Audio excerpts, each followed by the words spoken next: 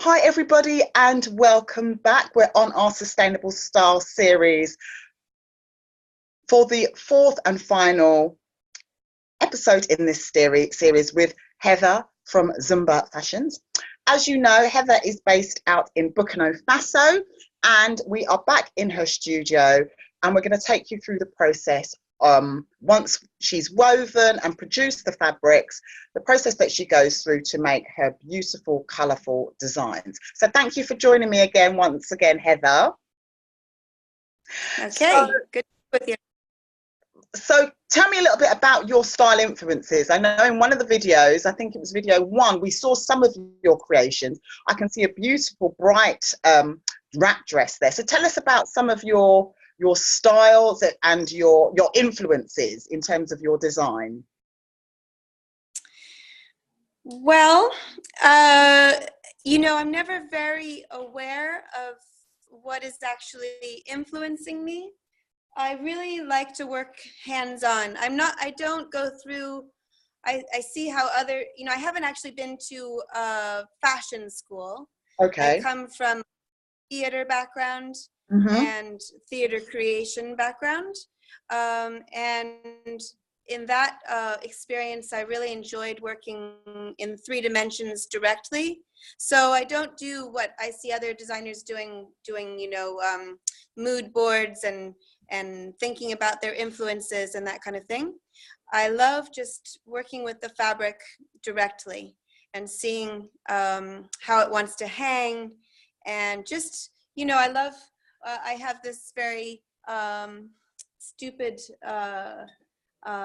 dress form over here. It's like a really cheapo dress form, but it helps me just to be able to, I just start playing around. I usually take some white muslin and I start draping, draping and cutting and snipping and pinning and just experimenting to come up with something. I used to do costumes that were very extravagant and very 3-dimensional. Okay. And that was a much more out there process. In the end, I like to come up with something that maybe even looks like the most normal thing you ever thought of, but the way that I got there was a fun journey. For instance, this, let me see if I can, whoops, hold on, I'm moving all over the place. This dress that I already showed you before looks like the most normal dress in the world, straight, boring dress, but it actually was an interesting process because it's all Witika, can you help me hold it? Here, we're coming along here. Can you see the dress there? Yes, we can. Turn it around, Witika. So basically there are the top part, and then the rest of the body is like one piece that spirals all the way around the body. And is that and then in the end it makes the simplest A-line dress that you ever, the most simple dress you ever thought of, but the process of getting there was all this sort of draping and that kind of thing. So this dress, I had a lot of fun, just draping and snipping and trying to find the right curve that I wanted, and taking these little tucks to find the right shape up here. I don't know, it's a very hands-on sculptural process, I would say.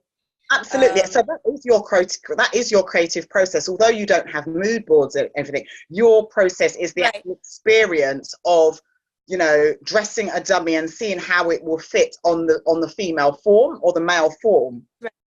Yeah, and I usually start with a muslin, and then once I transfer over to the fabric that I want to use, it changes a lot because the fabric falls differently, the colors behave differently, and so there's a lot of back and forth as you go along with the process. So it's Do you excited? Of course, and that's the main thing as the creative, is that you're kept inspired. Yeah. Right. I mean, the dress I'm wearing, actually, if you can see, sorry to interrupt. No problem. Can you see this dress? Oh, it's lovely. And Yes. this dress, very, you know, kind of boring as far as the shape. Uh-huh. But for me, it was interesting to make because it's all one piece. And that's what I just get excited about, things like that. Where the seams are, whether they're in the same place as normal or just by changing. So here the seam comes across the body. And Okay. this whole piece of fabric is one piece of fabric all the way to here. Like this isn't a different piece than this. It's Okay. all attached. Mm-hmm. So, you know, And I call it the lava dress. that makes it the lava dress, did you say? Yes, because there's lava. Yeah, I see it. I see it.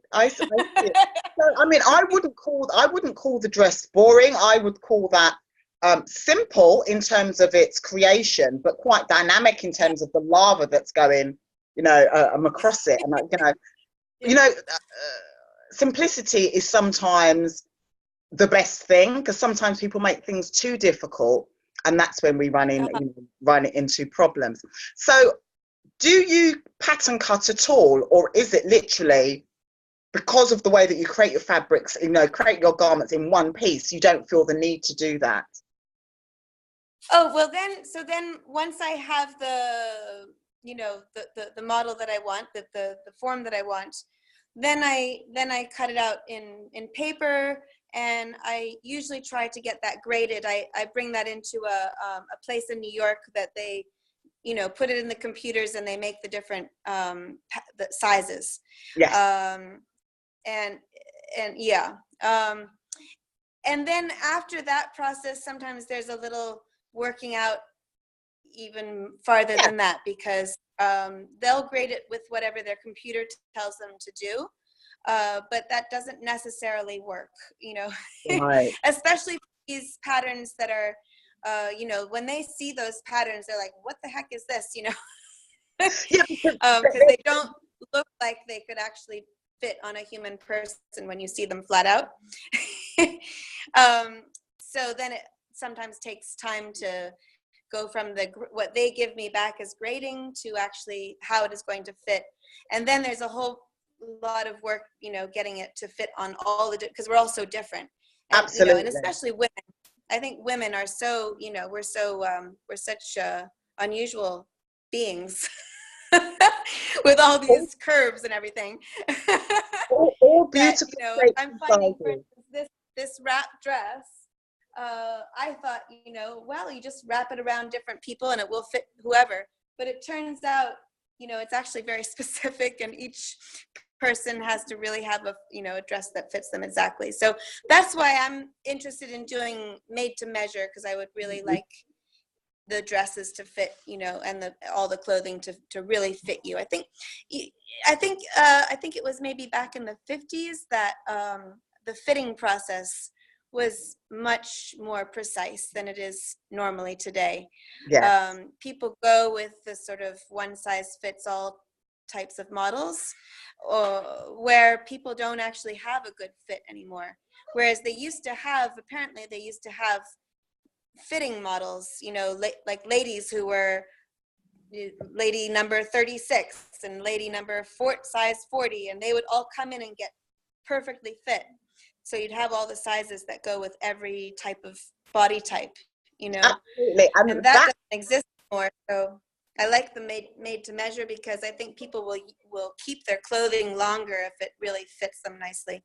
Absolutely. And that's one of the things that I do advocate in terms of, having your clothes specifically made for you, especially for special occasions, because you're right, all of us as women, with different shapes and sizes. Some of us have big breasts, some of us have small ones, some of us have big butts, some of us have small ones.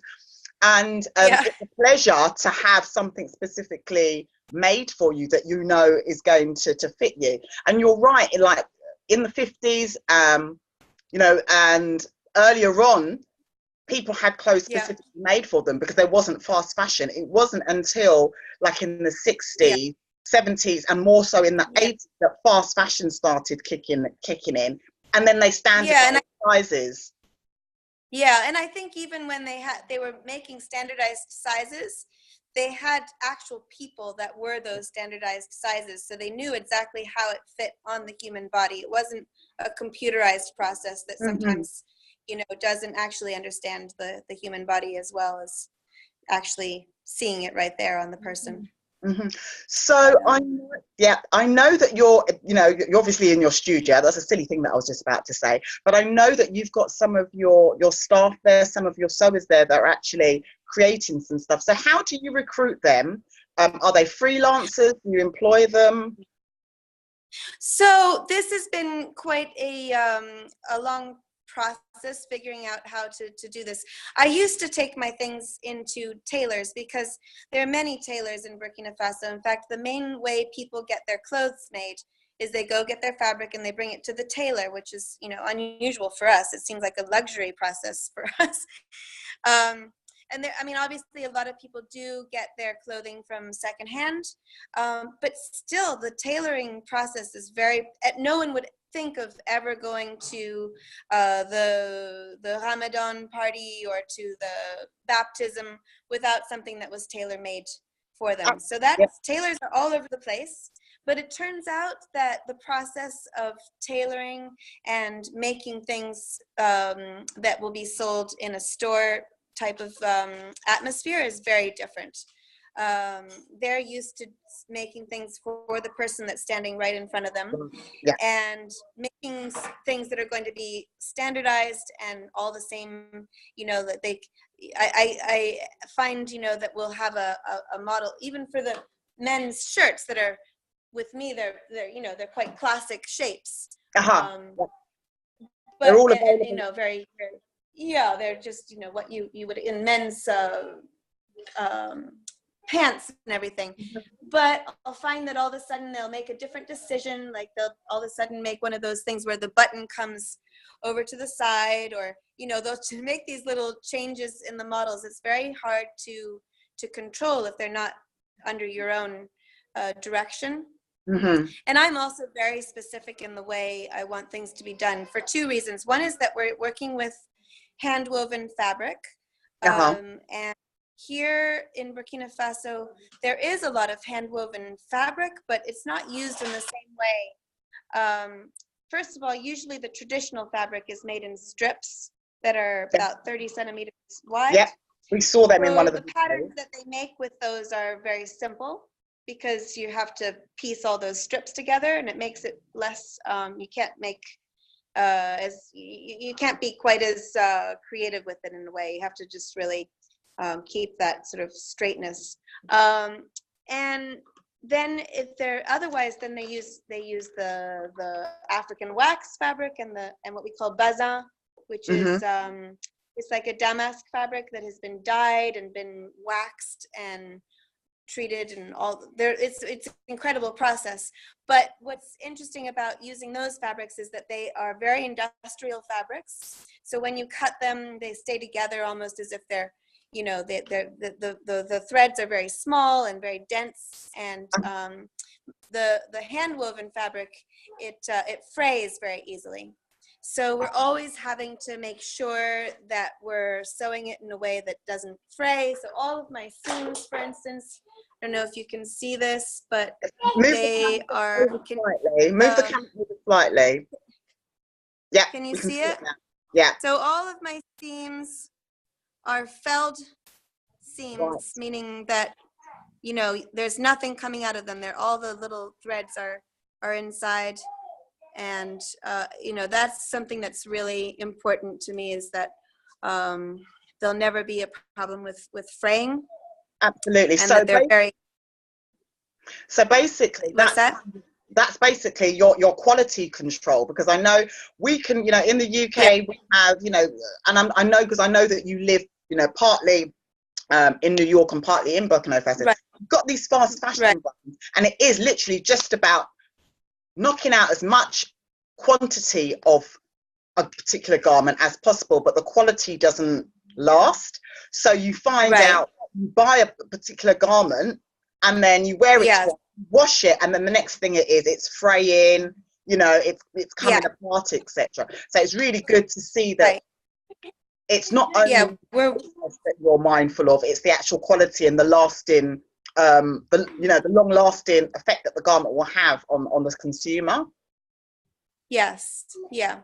And then the other reason that the way we sew here with my little group is different is because I tend to really love working with the bias, Right. making the fabric go on a diagonal, and so it really wants to, sort of espouse the body. So for instance, let's see. Oh, where is that dress? The stripy dress that, oh shoot, where is it? Well, those stripy dress that has the, well, what, can you get the one? Well, I'll find it. Hold on. It is, well, this is taking longer than I thought. Hold on. No problem. Here we go. Oh, I thought we'd be getting a nice little tour. We're rushing around. Okay, here we are. Back into the, I mean, this is kind of wrinkly, but this dress, for instance, it's all cut on the bias. Can you see it? You can see this on my website. Yeah, if you look on my website, it looks a lot better when it's on a person. Of course. But what I'm saying is that when you sew on the bias, it is very tricky because one, you can pull one side differently than the other because it's like it's elastic. Yeah. So you'll get this puckery thing going, and so that's a big learning process because people aren't used to sewing on the bias very much, and it takes a lot of practice really to get it to be good. So that's what we work on. So as I was saying, I used to go to tailors, but I realized that I really had to train my own staff to get the quality that I need. And that's been a big process, actually, finding people, because if you work with people that are experienced, they have their processes already and they're very difficult for them to change. And then if you work with people that aren't experienced, well, they're not experienced and they can't do it. So these two, have to I'm take the actually time. really happy with these. What's that? I said, then you have to take the time to train them. Yeah, exactly. It's long. Actually, that's one of my most intensive jobs is training my people sewing. So this year I'm actually really happy with Matsuma, and here's Matsuma. Hello there. And here is Solange. Hello, Solange. I'm really happy because these two girls have been in a 3-year sewing program. Right. So they're just coming out of school, out of a school that was set up by some Catholics, and so they haven't been working in the workshop, in the tailor shops, and they haven't gotten the bad habits that can be, bad habits, at least habits that don't work for me. Absolutely. And so, and at the same time, they do have some experience and they do know how to manipulate the machine, and they're doing a great job. They're really learning quickly. So I'm excited with that. I've been through many different people, and it's always tricky finding people. But I think also what's going to be, this is just a little start. And once I get these two well trained, they'll be able to take on other people. Absolutely. And they might be able to communicate better than I can, as to, help. Like, I might not be the best person to teach as well. I'm not maybe the best teacher. Well, no, it's not that you're not. Absolutely. But then you need to also, as a business owner, you need to free up your time so that you can scale your business. Exactly. So it's not that you're not the best teacher. It's that, you need to think about your productivity, and also think about the development of your team, because your team's not going to stay with you if they don't feel that they're growing. Exactly. Build it up and be able to, absolutely. Yeah. So what are they up to at the moment? What are they working on at the moment? The girls. Let's see. What Matsuma, tu peux montrer ce que tu fais là?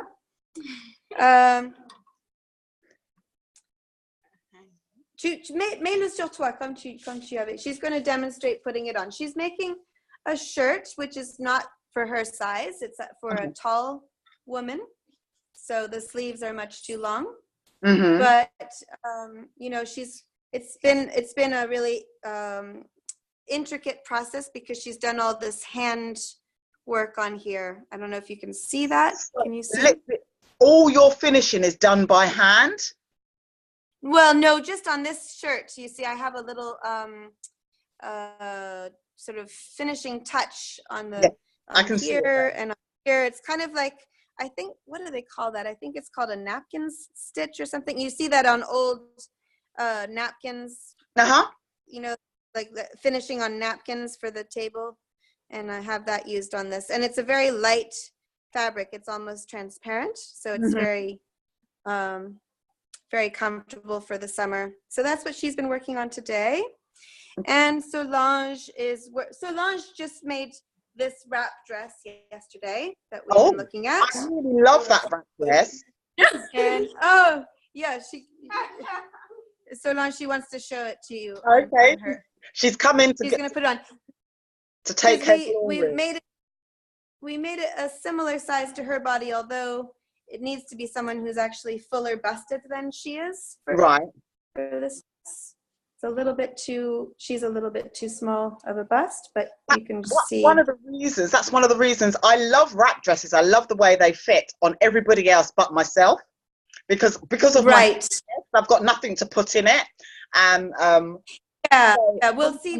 We make different versions. This one is a little bit for, and we'll eventually put a button. We haven't put the button here that holds it. Okay. If you can move the camera over, if you can move the camera over a little bit, that's it. Okay, she's dressed now. Well, it's not on perfectly, but anyway. We get the idea of the way that it will fit. What's that? I said we get the idea of the way that it will fit. Yeah, you get a bit of an idea. It's not totally altogether perfectly, but anyway, so that's what she was working on yesterday. Today, she's working on a new dress. Solange, tu montres ce que tu es en train de faire maintenant? Okay. So she is now working on a dress that's going to. Okay, a halter dress. Really right at the beginning stages. It doesn't have the back on or anything, but this one, if you look on my website, we have this one. It's called the hoop back dress. And because it has this, everything gathers together in the back with a bamboo hoop. So this dress, actually, she's going to make it white, and then it's going to be dyed 2 different colors. So like the top of it will be a deep blue, and the bottom of it will be bright, almost, you know, fuchsia color. And the 2 will blend together with a purplish section in the middle. So that dress is going to be, so that's what Solange has just started to work on today. Lovely. So is every item handmade, you know, by your machinists and finished by your machinists? You don't have yes. Yeah, it's all very handmade. I mean, and that's David, he just got back from school. Oh, bless. And he's ready for a nap. But yes, everything is very handmade, and as you see, we just have 2 little sewing machines here. I would love to get to a point where we have more machines, that we have better machines. I would like to get some more semi-industrial machines. I'd like to get a buttonhole maker. I actually want to get a machine that's specifically for felled seams. Right. Felled seams are actually very tricky to do, and they're very time consuming to get all those things tucked in properly, whereas there's a machine that helps do that in a much more efficient manner. So that's our future future projects. But now we're doing fine with these simple electric machines. Absolutely. So if anybody wants to find you, where can they find you online and things like that? The website is called Xoomba.com, so that's XOOMBA.com. And you can either order a size, or you can send in your measurements, and then we will make it. We'll make it especially for you. So it'll take time, you know. That's the thing about what I do is that you have to wait a long time to get your clothing, because we might not even have the fabric made. We might have to start from scratch with the fabric. It depends how much stock of fabric we have for each item, because we do have a lot of choices. It's not like, you know, just 4 fabrics. We have really a lot of different choices. So basically, you have to think of it as the price you're paying is more like the time that you're paying, you're waiting for your product, because our prices are really low. At least for, I mean, they're not like fast fashion H&M, but they're low for an organic, hand-woven, hand-sewn, made-to-measure piece. Absolutely. You would never get those prices. Heather, Yes. I could not agree more, because when I went onto your website, obviously, you know, I'm a sustainable stylist, so, you know, I'm in the realm, and I know and I the quality, and I understand why people are charging, organizations, businesses are charging, because it's very specific in the way it's made, the way it's manufactured, the way it's sourced, etc., etc. So because it's not fast fashion, there's no corners being cut. But I must say, really impressed with your price range, because it's not low end, you know, £10 for a dress, but it's not extortionate either. And I was like, I think that you could put up your prices, but if you don't want to, I'm fine with that also. They might have to go up depending on how much retail we get into. At the moment, they're almost, you know, very close to wholesale prices, basically. So I'm trying to keep the prices as low as possible and give a direct price to, you know, do direct sales. But the more and more that we have to invest in being in retail spaces, the prices will have to go up a little bit. But I'm still going to try and keep them as low as possible, because I just would love it that people like teachers and musicians and artists can buy these things, and it doesn't have to be, you know, Wall Street bankers that have to buy them. Absolutely. So you know, and I think, one thing that I did love that you just said is that I've been on your website, and there's a couple of things that I really, really fell in love with, but I was like, oh, that's not going to suit my body shape, or, you know, that might not be quite right fit for me. So I like the fact that we can send in our measurement and get it kind of like customized for us. Can we also do that with the color, or would that just, you know? Absolutely. You can. I haven't made that clear on the website, but when I work directly with the customers, we have a huge amount of creativity going on. You know, they'll say, oh, well, couldn't I get it in the color of that dress over there and this trim? And, you know, we really have a lot of fun. So the people can really participate in what they're getting. They go from the base models that you know, it's not like I don't do like a tailor who just takes anything. You know, I do like to go with the models that I've already I do like to go with the pattern working that I've always been working on. But there's a huge range within that. You know, people will say, oh, could we get this with short sleeves, or, you know, and you know, we really do a lot of adapting to what people would like to have. I'm really pleased I'm really pleased that it's really fun. Yes, I'm really pleased, because I wasn't aware of that, and you're going to be getting an order from me soon now, because I've seen a few things that I'm like, you know, like I can't wear V-necks, so, or I don't like wearing V-necks, so, you know, but now if I'm, you know, it's great that people can customize it, because then it is there. And they know that they're walking around with a one-off, but it hasn't also broken the bank. You know, it's affordable at the same time. And, you know, hopefully through this series, everybody, I hope you've realized and you're now appreciating the value of sustainable style with this beautiful grassroots organization, and that you'll make a few more informed choices about the way that you buy your clothes, the way that you source your clothes, the way you dispose of your clothes as well. So if you do have any questions for myself or for Heather, please do drop it in the comments below. Obviously, Heather's on Xoomba.com, I'm at Yvonne Phillips, Success Stylist. So please do join us. Ask us any questions that we have, and we can all grow together to make style more sustainable. I will see you on another video. Take care for now. Bye-bye. Okay, bye-bye.